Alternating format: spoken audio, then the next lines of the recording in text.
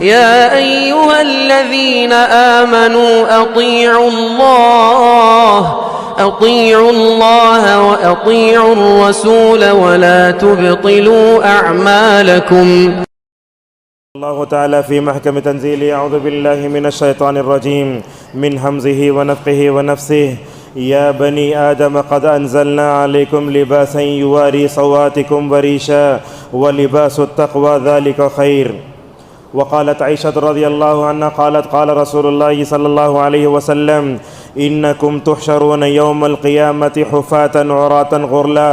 قلت يا رسول الله الرجال والنساء جميعا ينظر بعضهم إلى بعض. قالت عائشة قال رسول الله صلى الله عليه وسلم يا عائشة الأمر أشد من ذلك. رواہ البخاری و مسلم. معزز حاضرین، بزرگوں، نوجوان دوستوں اور پردہ نشین خواتین اسلام، آج کے خطبہ جمعہ میں ہم آپ کے سامنے لباس کا اسلامی تصور اس عنوان سے کچھ باتیں آپ کے سامنے بتائیں گے. ہمارے خطبے میں جو عناصر آئیں گے وہ یوں ہیں: لباس کس کو کہتے ہیں، اللہ تبارک و تعالیٰ نے سب سے پہلا لباس کس کو پہنایا اور لباس اترا کیسے، اور لباس اللہ تبارک و تعالیٰ کی بہت بڑی نعمت ہے. رسول اکرم صلی اللہ علیہ وسلم جب بھی نیا لباس پہنتے یا عام کپڑا پہنتے تو کیا دعا پڑھتے تھے؟ لباس پہننے کے آداب کیا ہوتے ہیں، ہمارے معاشرے میں لباس کی شرعی مخالفتیں کیا ہوتی ہیں، اور ہم اپنے نکاح میں، ولیمے میں جو لباس کے بارے میں اسراف کرتے ہیں، انشاءاللہ اس کا ذکر آخری میں آئے گا اور خطبے کے پیغام پر ہمارا خطبہ ختم ہوگا. سب سے پہلے میں نے آپ کے سامنے سورہ اعراف کی ایک آیت پڑھی، ایک حدیث پڑھی. اللہ تبارک و تعالیٰ قرآن میں کبھی فرماتا ہے یا ایھا الذین آمنو، کبھی کہتا ہے یا ایھا الناس، مگر علماء کہتے ہیں کہ یا بنی آدم جب بولتا ہے تو دنیا کے سارے لوگ مراد ہوتے ہیں. اللہ نے کہا اے آدم کے بیٹو قد انزلنا علیکم لباسا، ہم نے تمہارے اوپر لباس کو اتارا. لباس کو اتارنے کا مقصد کیا تھا؟ یواری سواتکم وریشا، تاکہ وہ تمہارے ناپسندیدہ مقامات کو چھپائیں. اور کہا وَلِبَاسُ التَّقْوَى ذَلِكَ خَيْرٌ، اور تقوی کا لباس سب سے بہترین ہے. آپ جانتے ہیں انسان دنیا میں برہنہ پیدا ہوتا ہے، جب دنیا سے جاتا ہے تو کفن کی 2 چادروں میں لپٹ کر ڈال دیا جاتا ہے. جو حدیث میں نے آپ کے سامنے پڑھی، رسول اللہ صلی اللہ علیہ وسلم قیامت کی ہولناکیوں کو بیان کرتے ہوئے اپنے ام المومنین عائشہ رضی اللہ عنہا سے فرماتے ہیں آپ صلی اللہ علیہ وسلم نے کہا انکم تحشرون یوم القیامت حفاتا عراتا غرلا. آپ نے کہا کہ جب تم قیامت کے دن جمع کیے جاؤ گے حشر کے میدان میں، تمہاری 3 کیفیتیں ہوں گی. ایک تو یہ ہے کہ تم ننگے ہوں گے، تمہارے پیر میں جوتے بھی نہیں ہوں گے. تیسرا یہ ہے کہ تم کمزور ہو جاؤ گے. ام المومنین عائشہ رضی اللہ تعالی عنہ کی حیا دیکھو، کہنے لگی یا رسول اللہ جب سب ننگے اٹھائے جائیں گے تو کیا مرد عورتیں ایک دوسرے کو دیکھیں گے؟ تو اللہ کی نبی صلی اللہ علیہ وسلم نے عائشہ رضی اللہ عنہ سے فرمایا عائشہ قیامت کے دن تو ہولناکی ایسے ہوگی، سب ننگے ہوں گے، ایک دوسرے کی طرف دیکھنے کی جو ہے مہلت بھی نہیں ہوگی. معزز حاضرین، اللہ تبارک و تعالیٰ نے آدم و حوا کو جو ہے جنت میں پیدا کیا، جنت کا نورانی لباس پہنایا جیسا کہ سلف کہتے ہیں. جیسے ہی اللہ نے ان سے کہا وَلَا تَقْرَبَا هَذِهِ الشَّجَرَةَ، اس درخت کے قریب بھی نہ جاؤ، تو کیا کیے؟ وہ شیطانی وسوسے میں آ کر دونوں چلے گئے. جیسے ہی درخت کا پھل کہے تو کیا ہوا؟ اللہ فرماتا ہے فَبَدَتْ لَهُمَا سَوْآتُهُمَا، حضرت آدم و حوا دونوں برہنہ ہو گئے. آپ جانتے ہیں کہ دنیا کے ہر انسان میں اللہ تبارک و تعالیٰ نے حیا رکھی ہے. اللہ فرماتا ہے وَطَفِقَا يَخْصِفَانِ عَلَيْهِمَا مِنْ وَرَقِ الْجَنَّةِ، سطر کھلنے کی وجہ سے، شرم کی وجہ سے درخت کے پتوں سے جو ہے اپنے ناپسندیدہ مقامات کو چھپانے لگے. معزز حاضرین، لباس اللہ تبارک و تعالیٰ کی بہت بڑی نعمت ہے پورے آدم کے بیٹوں کے لیے. اسی لیے اللہ نے کہا اے آدم کے بیٹو ہم نے جو ہے لباس کو تمہارے لیے دنیا آسمان سے اتارا ہے. ابن القیم رحمہ اللہ فرماتے ہیں یہ دیکھیے بڑی اہم بات ہے، جس صورت میں اللہ نے لباس کا تذکرہ کیا اسی آیت میں اللہ تعالیٰ نے تقوی کا بھی تذکرہ فرمایا۔ اللہ بتانا کیا چاہتا ہے؟ ابن القیم کہتے ہیں جس لباس کو تم پہنتے ہو یہ لباس تمہارے ظاہر کو سنوارتا ہے، یاد رکھو، اس کے اوپر بس نہیں کرنا چاہیے، بلکہ تقوی تمہارے باطن کو سنوارتا ہے۔ اور یہ بات یاد رکھیں، آدمی خالی اپنے جسمانی اعتبار سے اپنے آپ کو سنوار لے یہ تو نفاق ہے، جیسا کہ کہا وَإِذَا رَأَيْتَهُمْ تُعْجِبُكَ أَجْسَامُهُمْ وَإِن يَقُولُوا تَسْمَعْ لِقَوْلِهِمْ كَأَنَّهُمْ خُشُبٌ مُّسَنَّدَةٌ۔ ذرا تصور کیجئے اگر میرے پاس لباس نہ ہوتا تو میں آپ کے سامنے جو ہے برہنہ ہو جاتا۔ اگر آپ لباس نہ پہنتے ذرا بتائیے انسان اور جانوروں میں کیا فرق ہوتا۔ اور آپ جانتے ہیں 14ویں پارے میں ایک صورت ہے جس کو کہتے ہیں نعمتوں والی صورت۔ اس صورت میں اللہ تبارک و تعالیٰ نے لباس کو بھی ایک نعمت قرار دیتے ہوئے کہا وَجَعَلَ لَكُمْ سَرَابِيلَ تَقِيكُمُ الْحَرَّ وَسَرَابِيلَ تَقِيكُمْ بَأْسَكُمْ كَذَلِكَ يُتِمُّ نِعْمَتَهُ عَلَيْكُمْ لَعَلَّكُمْ تُسْلِمُونَ۔ اللہ نے کہا اللہ تعالیٰ نے تمہارے لیے لباس بنائے، کیوں؟ یہ لباس تم کو گرمی سے بچاتے ہیں۔ اللہ نے ایسے لباس بھی بنائے جو میدان جنگ میں دشمنوں کے حملوں سے تمہاری حفاظت کرتے ہیں۔ اللہ تعالیٰ اسی طرح تمہارے اوپر اپنی نعمتوں کو مکمل کرتا ہے تاکہ تم اللہ تبارک و تعالیٰ کے حوالے کرو۔ یہاں دیکھیے اللہ تبارک و تعالیٰ نے گرمی کا تذکرہ فرمایا، اللہ تعالیٰ نے سردی کا تذکرہ نہیں فرمایا، کیوں؟ علامہ ابن کثیر کہتے ہیں بات اصل میں یہ ہے گرمی میں کپڑے نہ ہو تو چلے گا، جیسے ہم دیکھتے ہیں نا گرمی وغیرہ آئی تو ہم بنین کھول کے اپنی بیوی بچوں کے ساتھ سو جاتے ہیں، مگر موسم سرما میں اگر کپڑے نہ ہو تو ہمارا کیا حال ہوگا؟ اسی لیے اللہ تعالیٰ نے گرمی کا تذکرہ کر کے سردی کا تذکرہ ایسے ہی چھوڑ دیا۔ اور بعض علماء نے کہا بات اصل میں یہ ہے کہ قرآن جب نبی کریم صلی اللہ علیہ وسلم پر اترا عرب میں چونکہ گرمی کا زمانہ تھا اسی لیے گرمی کا تذکرہ فرمایا، عرب میں سردی کم ہوتی ہے اسی لیے اللہ تبارک و تعالیٰ نے یہاں گرمی کا تذکرہ فرمایا۔ معزز حاضرین، یہ لباس کی نعمت بہت بڑی نعمت ہے، بدلتے موسموں کے مطابق اللہ تبارک و تعالیٰ نے کپڑے بنائے۔ اللہ اکبر، کیا بات ہے رسول اکرم صلی اللہ علیہ وسلم کی۔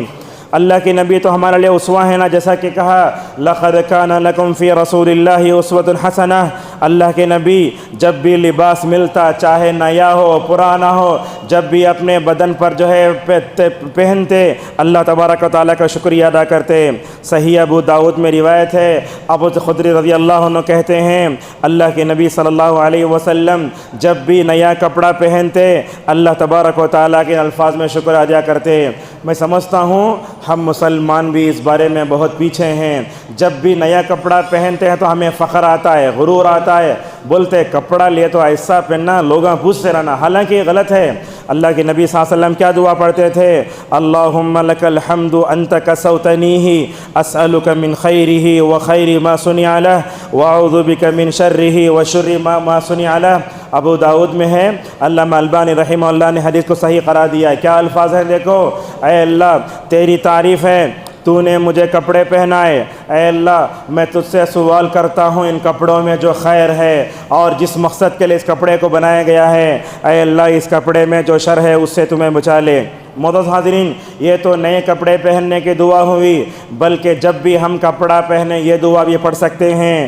حضرت معاذ ابن انس رضی اللہ عنہ کہتے ہیں اللہ کے نبی صلی اللہ علیہ وسلم نے فرمایا من لبس ثوبا فقال الحمد لله الذي كساني هذا الثوب ورزقنيه من غير حول مني ولا قوة غفر له ما تقدم من ذنبه۔ حضرت معاذ ابن انس رضی اللہ عنہ کہتے ہیں کہ رسول اکرم صلی اللہ علیہ وسلم نے فرمایا جب بھی بندہ کپڑے پہنے، کوئی بھی کپڑے پہنے تو کیا کرے؟ یہ دعا پڑھے، تمام تعریفیں اس اللہ کے لیے ہیں جس نے مجھے یہ کپڑے پہنائے، اللہ نے مجھے یہ کپڑے دیے، یہ کپڑے میرے جسم پر آئے، اس میں میری کوئی طاقت نہیں، اس میں میرا کوئی جو ہے کردار نہیں ہے۔ فرمایا رسول اللہ صلی اللہ علیہ وسلم نے کپڑا پہنتے وقت یہ دعا پڑھنے سے کیا ہوگا؟ کہا غفر لہ ما تقدم من ذنبہ، اس کے چھوٹے گناہ معاف کر دیے جائیں گے۔ اس حدیث میں وما تاخرہ کا لفظ بھی آتا ہے، علامہ البانی کہتے ہیں کہ وہ صحیح نہیں ہے۔ نووی کہتے ہیں آدمی جب نیا کپڑا پہنے تو رسول اللہ کی دعا پڑھے، اور جب جو ہے معمولی کپڑا پہنے تو یہ دعا پڑھے۔ اسلام کی تعلیم دیکھو، جب ہم کپڑا پہنتے ہیں، یہ کپڑا تیار ہو کر ہمارے جسم پر آتا ہے تو ہم ایک تو اللہ کا شکر ادا کرتے ہیں، اور جب بھی دعا پڑھتے ہیں ماشاءاللہ ہمارے گناہ چھوٹے گناہ معاف ہو جاتے ہیں۔ معزز حاضرین، اسلام نے ہر زندگی کے موڑ پر ہماری رہنمائی فرمائی، اور اللہ کے نبی صلی اللہ علیہ وسلم نے بھی ہمیں یہ بتایا کہ لباس کا استعمال کیسے ہونا چاہیے۔ عام طور پر ہوتا کیا ہے، آدمی ذرا اچھے کپڑے پہن لیا تو فخر و غرور آ جاتا اسے۔ صحابہ نے پوچھا یا رسول اللہ، اگر آدمی کے کپڑے اچھے ہوں، اس کا جوتا اچھا ہو تو کیا یہ فخر ہے؟ آپ نے فرمایا فخر آتا ہے، مگر تکبر یہ ہے کہ آدمی حق کا بھی انکار کر دے اور لوگوں کو بھی حقیر سمجھنے لگے۔ کیسے پہننا چاہیے؟ لباس کے بارے میں رسول اکرم صلی اللہ علیہ وسلم نے بڑا بہترین ضابطہ بتایا۔ ابن ماجہ اور نسائی کی روایت میں آتا ہے، آپ صلی اللہ علیہ وسلم نے فرمایا کلوا واشربوا والبسوا فی غیر اسراف ولا مخیلہ۔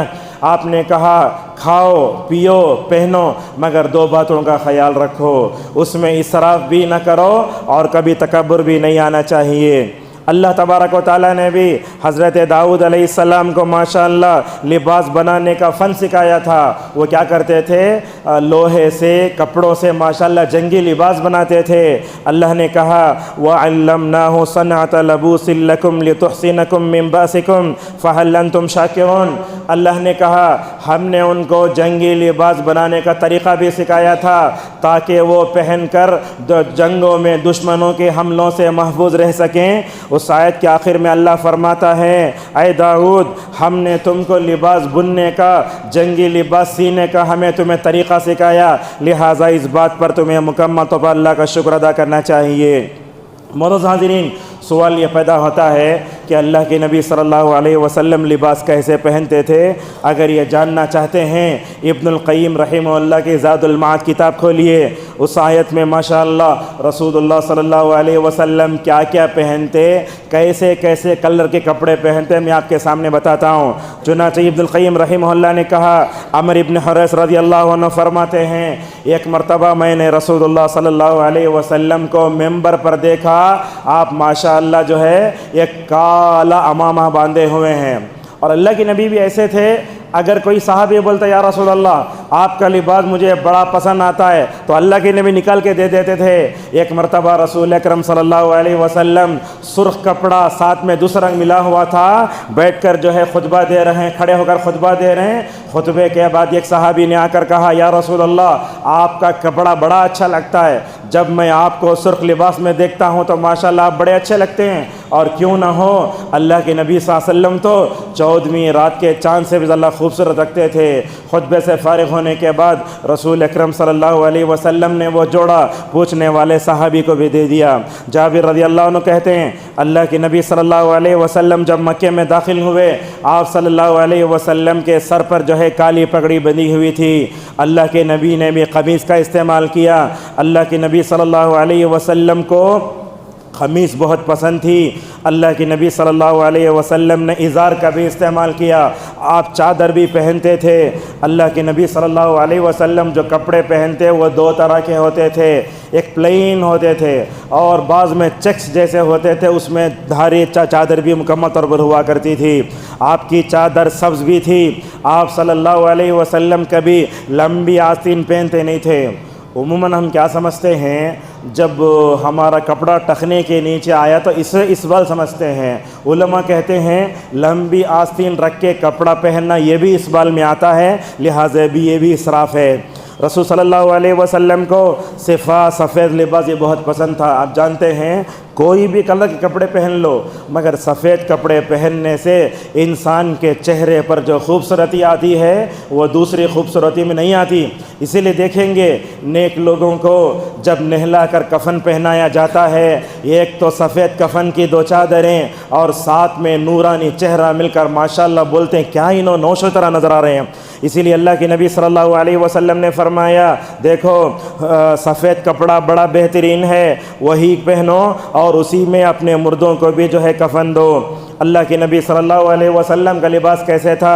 ابن القیم رحمہ اللہ فرماتے ہیں اللہ کے نبی صلی اللہ علیہ وسلم جو لباس میسر آیا تھا پہن لیتے، کبھی اون کے پہنتے، کبھی کاٹن کے پہنتے۔ اللہ کے نبی جب بھی پہنتے دائیں ہاتھ سے پہنتے۔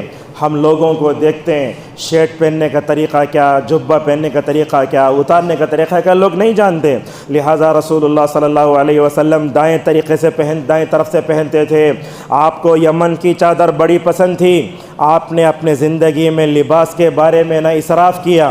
آپ صلی اللہ علیہ وسلم نے اپنے زندگی میں کبھی شہرت چاہی، لباس کے آداب بھی ذرا دیکھ لیجئے۔ اللہ کے نبی صلی اللہ علیہ وسلم نے احادیث میں لباس کے جو آداب بتائے اس کو بیان کر کے اپنی بات کو آگے بڑھاتے ہیں۔ سب سے پہلے لباس کا ادب یہ ہے آدمی لباس اپنے ناپسندیدہ مقامات کو چھپانے کے لیے پہنے۔ اگر آدمی شہرت کے لیے پہنتا ہے تو اس کے لیے وعید سنائی گئی ہے۔ اسی لیے ہم یہ جملہ بہت سنتے ہیں اپنے گھروں میں، آدمی کھاتا اپنے لیے ہے، پہنتا دوسروں کے لیے ہے۔ اللہ کے نبی صلی اللہ علیہ وسلم منبر پر کھڑے ہو کر اللہ کے نبی فرماتے میری امت کے مردوں کے لیے کون سا لباس حلال ہے، کون سا لباس حرام ہے۔ عموماً ہمارے پاس ہوتا کیا ہے، جب بھی ہم خطبہ دیتے ہیں تو بات بول دیتے، لوگوں کو سمجھ بھی نہیں آتا، مگر اللہ کے نبی صلی اللہ علیہ وسلم کا تربیت کا طریقہ الگ تھا، لہٰذا روایتوں میں آتا ہے آپ صلی اللہ علیہ وسلم ممبر پر چڑھے، آپ کے ہاتھ میں کیا تھا؟ آپ کے ہاتھ میں ریشم کا لباس تھا۔ آپ نے کہا ان ھذین حرام علی ذکور امتی وحل لاناثہم۔ آپ نے اپنے ہاتھ میں لے کر کہا دیکھو لوگو، یہ ریشم کا کپڑا جو ہے میری امت کے مردوں کے لیے حرام ہے اور میری امت کی عورتوں کے لیے حلال ہے۔ لباس کا مقصد ستر عورت ہونا چاہیے اور لباس میں مشابہت سے بچنا چاہیے۔ آج کل تو ہم دیکھتے ہیں مرد عورتوں کا لباس پہننا شروع کر دیے ہیں اور عورتیں مردوں کا لباس پہننا شروع کر دیے ہیں، اور آج ہمارے معاشرے میں ایسے جو ہے جاہل شوہر بھی ہیں جو اپنی بیویوں کو جینس پینٹ پہننے پر نعوذ باللہ ابھارتے ہیں۔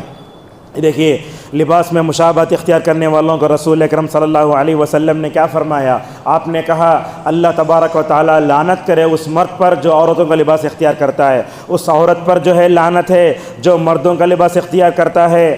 آج کل تو لڑکیاں ایسا لباس پہن کے نکلتی ہیں سمجھ میں نہیں آتا عورت ہے یا مرد ہے، غور سے دیکھنا پڑتا ہے۔ اور یاد رکھیے مردوں کا عورتوں سے مشابہت اختیار کرنا اور عورتوں کا مردوں سے مشابہت اختیار کرنا یہ بڑا گناہ ہے اور جو ہے اللہ تعالیٰ کی لعنت کا باعث ہے۔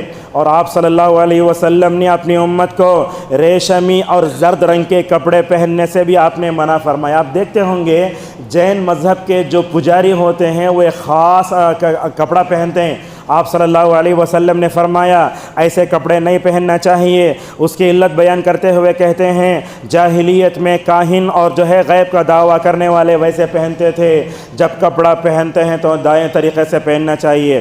ہمارے پاس بچوں میں غلیظ عادت ہے، وہ یہ ہے کپڑے کیسے پہننا، جو کپڑے جو ہے میلے ہو جاتے ہیں کیسے رکھنا وہ نہیں آتا، جہاں بدلتے وہیں چھوڑ دیتے ہیں۔ لہٰذا بچپن ہی سے ان کو مغربی تہذیب کی لعنت سے بچاتے ہوئے دائیں طرف سے کپڑے پہننے کی عادت ڈالنا چاہیے۔ جیسا کہ ابو داؤد کی روایت میں آیا آپ صلی اللہ علیہ وسلم نے فرمایا اذا لبستم واذا توضؤوا فابدؤوا بایامنکم۔ آپ نے کہا اگر وضو شروع کرو تو دائیں طرف سے شروع کرو، جب لباس پہننا تو دائیں طرف سے شروع کرو۔ اور جب یہ لباس کے آداب میں ادب یہ بھی ہے ہمیں دعاؤں کا اہتمام ہونا چاہیے۔ عید کے موقع پر ہمارے گھروں میں ہماری خواتین مرد اچھے کپڑے پہنتے ہیں مگر زبان ہلتی نہیں اللہ تعالیٰ کا شکر ادا کرنے کے لیے۔ یاد رکھو اگر ان کپڑوں پر اللہ تبارک و تعالیٰ کا ہم نے شکریہ ادا نہیں کیا، ذرا ان لوگوں کو دیکھو جو بوسیدہ کپڑے پہن کر ادھر ادھر جاتے رہتے ہیں۔ اور اسی طریقے سے یہ لباس کے آداب میں ادب یہ بھی ہے ہمیں سفید کپڑا پہننا مستحب ہے۔ اور یہ بات بھی یاد رکھیں مرد اور عورتوں کے لیے اسلام نے ماشاءاللہ دونوں کو الگ الگ ضابطے بتائے۔ مرد کے بارے میں بتایا گیا کہ اس کو ٹخنے کے اوپر پہننا چاہیے۔ ہم اپنے بچوں کو کپڑے سلوانے کے لیے جو ہے ٹیلر کے پاس انہیں کیا کرتا وہ ٹیلر جو ہے ٹخنے کے نیچے ماپ لیتا ہمیں دیکھ لے کھڑے رہتے اسے نہیں ہونا چاہیے. ہم اپنے بچوں کو جو پوائنٹ پہنائیں 34 رہتا سائز 36 لے کر آ کے موڑ موڑ کے پہنتے رہتے نہیں ہونا چاہیے. اسبال حرام ہے, گناہ کبیرہ ہے, اللہ تبارک و تعالیٰ کے عذاب کو دعوت دیتا ہے. اور قیامت کے دن جو لوگ اسبال کریں گے اللہ تبارک و تعالیٰ کی نظر رحمت سے محرومی کا نتیجہ ہے. بچپن سے ہی ان کو اسبال سے جو ہے روکنے کی ضرورت ہے. اور بعض لوگوں کو ہم دیکھتے ہیں نماز کے موقع پر موڑ لیتے, نماز ختم ہوتے ہی فوراً کھول لیتے ہیں, یہ غلط ہے. مومن مرد کے لیے ٹخنے کے اوپر پہننا جو ہے فرض ہے, اس کے نیچے پہننے سے نعوذ باللہ جہنم کی آگ اتنے چھوئے گی. اور یہ دیکھو لباس کے خلاف لباس کے بارے میں جو خلاف ورزی ہوتی ہے اللہ کے نبی صحابہ ذرہ برابر بھی برداشت نہیں کرتے تھے. آپ صلی اللہ علیہ وسلم تو اپنے صحابہ کے پیروں کو دیکھ کر بتاتے اے عمر یہاں تک پہنو یہاں تک نہیں لو. یہ قربان جاؤ یہ اخلاق پر. حضرت عمر رضی اللہ عنہ کو نماز فجر میں جو ہے کیا کیا گیا, ان کے اوپر چاقو سے حملہ کیا گیا, نیچے پڑ گئے, بعد میں ان کو گھر لے جایا گیا. حضرت عمر رضی اللہ عنہ تقریباً 5-6 دن وہ چاقو سے حملہ کرنے کے بعد بھی اپنے گھر میں زندہ رہے مرض الموت میں. اسی دوران ایک آدمی ان سے ملنے کے لیے آتا ہے, اگر جو ہے حضرت عمر رضی اللہ عنہ کی بہت تعریف کرتا ہے. حضرت عمر دیکھو مرض الموت میں بھی منکر کیا ہوتا ہے امت کو سمجھاتے ہیں, اوپر سے نیچے تک اس کو دیکھتے ہیں. جب بات مکمل ہو گئی تو وہ غلام جانے لگا. حضرت عمر رضی اللہ تعالیٰ عنہ نے اس وقت میں بھی منکر نہیں چھوڑا, کہا ردو علی الغلام, اس بچے کو اس لڑکے کو میرے پاس پہنچاؤ.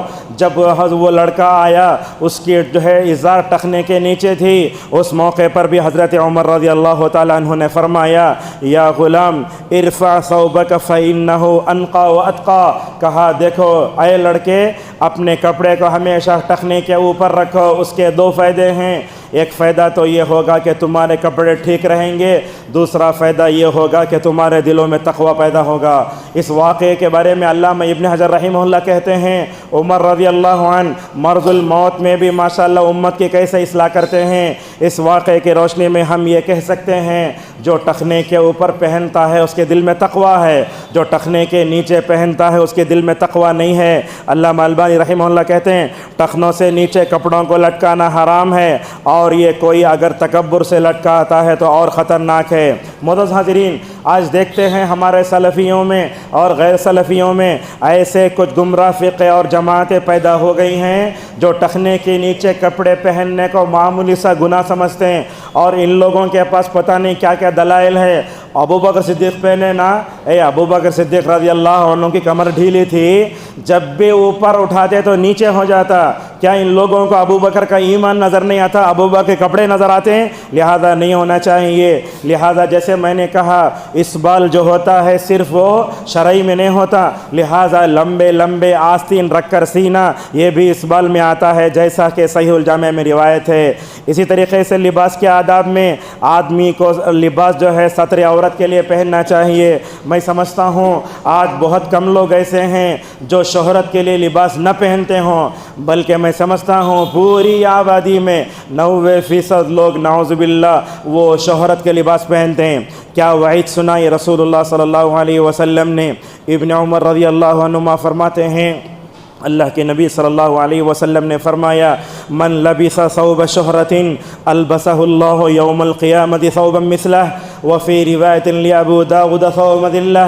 آپ نے کہا کہ جو دنیا میں شہرت کے لیے دکھانے کے لیے ریاکاری کے لیے کپڑے پہنتا ہے اس کے لیے 2 وعیدیں سنائی. آپ نے فرمایا قیامت کے دن اللہ تبارک و تعالیٰ اسے ذلت کا لباس پہنائے گا, اور آخرت کی ذلت تو ایسی ہے ہر ایک آدمی وہاں اپنی ذلت کو چھپانے کی کوشش کرے گا. بعض روایتوں میں آیا کہ آپ صلی اللہ علیہ وسلم نے فرمایا شہرت کا لباس پہننے والے لوگوں کو بھڑکتی آگ میں ڈالا جائے گا. معزز حاضرین, دنیا میں اچھے کپڑے پہن کر ہم شادیوں میں ولیموں میں اپنے آپ کو بڑا باعزت سمجھتے ہیں. ہم میں سے کچھ لوگ ایسے بھی ہیں مردوں میں اگر اچھا کپڑا نہیں تو دعوتوں میں نہیں جاتے, دوسروں کے پاس لے کر نعوذ باللہ کرائے کا لباس پہن کر جاتے ہیں.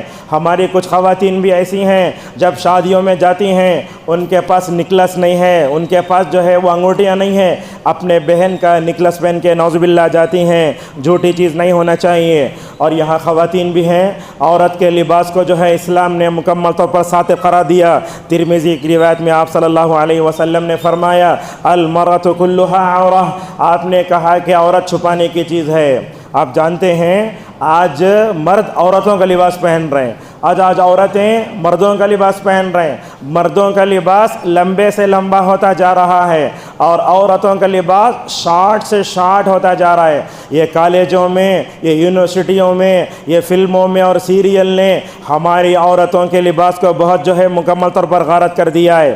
معزز حاضرین، ہمارے اسلاف بھی لباس میں مکمل طور پر جو ہے اللہ کے نبی صلی اللہ علیہ وسلم کی تعلیمات کی مکمل طور پر جو ہے پیروی کرتے تھے۔ اور ہمارے پاس ایسے ہوتا ہے جب کوئی انسان مر جاتا ہے تو نیا کفن لایا جاتا ہے۔ یہ کیا حالت ہے دیکھو، ابو بکر رضی اللہ عنہ جب ان کی وفات ہو رہی تھی تو ان کے بارے میں کہا گیا ہم آپ کے لیے نیا کفن خریدتے ہیں۔ ابو بکر رضی اللہ تعالیٰ عنہ نے فرمایا میرے لیے کفن کا نیا کپڑا نہ خریدا جائے، گھر میں جو پرانے کپڑے ہیں اسی میں دفن کیا جائے۔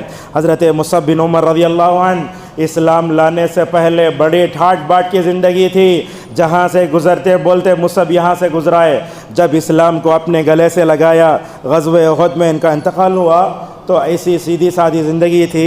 روایتوں میں آتا ہے جب یہ شہید ہو گئے ان کے سر کو ڈھانپتے تو پیر کھل جاتے اور پیر کو ڈھانپتے تو سر کھل جاتے۔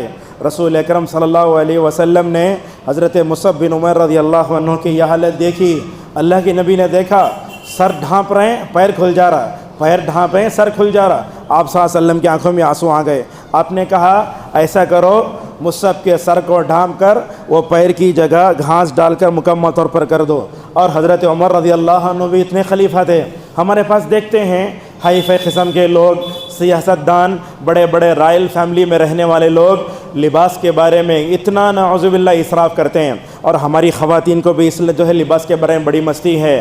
رائل فیملی کے لوگ کیا کرتے ہیں، ایک مرتبہ جو کپڑا پہن لے وہ دوبارہ نہیں پہنتے، اگر اس کپڑے کو پہن لیتے بھی ہیں لانڈری میں ڈال کے دھو کے اپنے خاندان میں جو لوگ غریب قسم کے ہوتے ہیں کور میں پیک کر کے نعوذ باللہ سلامی کے طور پیش کر دیتے ہیں۔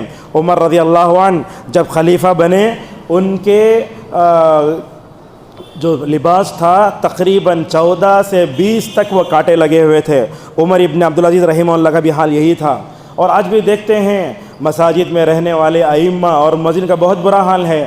رسول اکرم صلی اللہ علیہ وسلم کے زمانے میں ایک صحابی تھے، وہ کہتے ہیں پورے قافلے میں سب سے چھوٹا عمر میں تھا اور سب سے زیادہ قرآن مجھے یاد تھا۔ کہتے ہیں میری عمر 6 یا 7 سال کی ہے۔ اللہ کے نبی صلی اللہ علیہ وسلم نے دیکھا کہ پورا قبیلہ ماشاءاللہ ان کا مسلمان ہو چکا ہے، امامت کے لیے کوئی بھی نہیں مل رہا ہے۔ وہ کہتے ہیں صحابی مجھے نماز کے لیے آگے بڑھایا گیا جبکہ میری عمر 6 یا 7 سال کی۔ اللہ اکبر۔ انہوں بولتے قافلوں پر سے گزرتے گزرتے ماشاءاللہ قرآن کی اکثر آیتیں یاد ہو گئی تھی۔ اس امام کا حال کیا تھا؟ کہتی ہیں اس زمانے کی عورتیں جب ہمارا امام سجدہ کرتا غریبی کے حالت سے شرمگاہ نظر آتی تھی، تو خواتین نے کہا ہمارا امام ایسا ہے جب وہ سجدہ کرتا ہے تو شرمگاہ نظر آتی ہے۔ عورتوں کے اندر کیسی حیاتی دیکھو، تمام عورتوں نے مل کر ماشاءاللہ چندہ کیا، 2 جوڑے کپڑے لے کر امام کو دیے۔ وہ امام رضی اللہ عنہ کہتے ہیں اپنی زندگی میں 2 جوڑے کپڑے دے کر ماشاءاللہ مجھے بہت خوشی ہوئی۔ ایسے ہی صحیح مسلم کی روایت میں آتا ہے ایک مرتبہ قبیلہ مضر آپ صلی اللہ علیہ وسلم کے پاس آئے تو کیسے تھے؟ روایتوں میں آتا ہے ننگے تھے، آگے پیچھے چھپانے کے لیے کوئی چیز نہیں تھی، تلواریں لٹکائی ہوئی تھی۔ ان کو دیکھ کر نبی کریم صلی اللہ علیہ وسلم کا چہرہ بدل گیا۔ آپ صلی اللہ علیہ وسلم ممبر پر آئے، آپ نے کہا تمہارے 9 مسلم بھائی آئے ہوئے ہیں لہٰذا ان کا تعاون کرو۔ اللہ کے نبی ممبر پر چڑھ کر جب اعلان کرتے نا، صحابہ کرام بہت زیادہ نبی کریم صلی اللہ علیہ وسلم کا تعاون کرتے تھے۔ روایتوں میں آتا ہے ڈھیر سارا کھانا مسجد نبوی میں جمع ہو گیا، ڈھیر سارا کپڑا مسجد میں جمع ہو گیا۔ جب یہ منظر دیکھا اللہ کے نبی صلی اللہ علیہ وسلم کا چہرہ سونا جیسے ہو گیا۔ صحابہ کے اس جذبہ انفاق کو اور جذبہ مدد کو دیکھ کر نبی کریم صلی اللہ علیہ وسلم ممبر پر آئے اور آپ نے فرمایا جو بندہ نیکی کے کام میں جتنا آگے بڑھتا ہے اللہ تعالیٰ اس کو اتنا آگے بڑھاتا ہے۔ معزز حاضرین، صحابہ بھی شرعی لباس پہنا کرتے تھے، خاص موقعوں پر اللہ کے نبی صلی اللہ علیہ وسلم کپڑے پہنتے تھے۔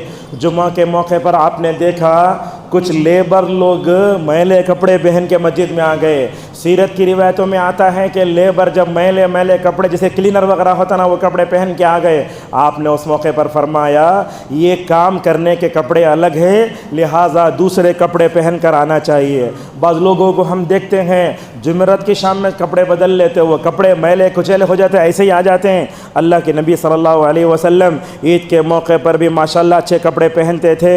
آپ دیکھتے ہیں ہمارے ہندوستان میں بھی آپ دلی چلے جاؤ، حیدرآباد چلے جاؤ، بیجاپور چلے جاؤ، 800 سال تک یہاں بادشاہوں نے حکومت کی۔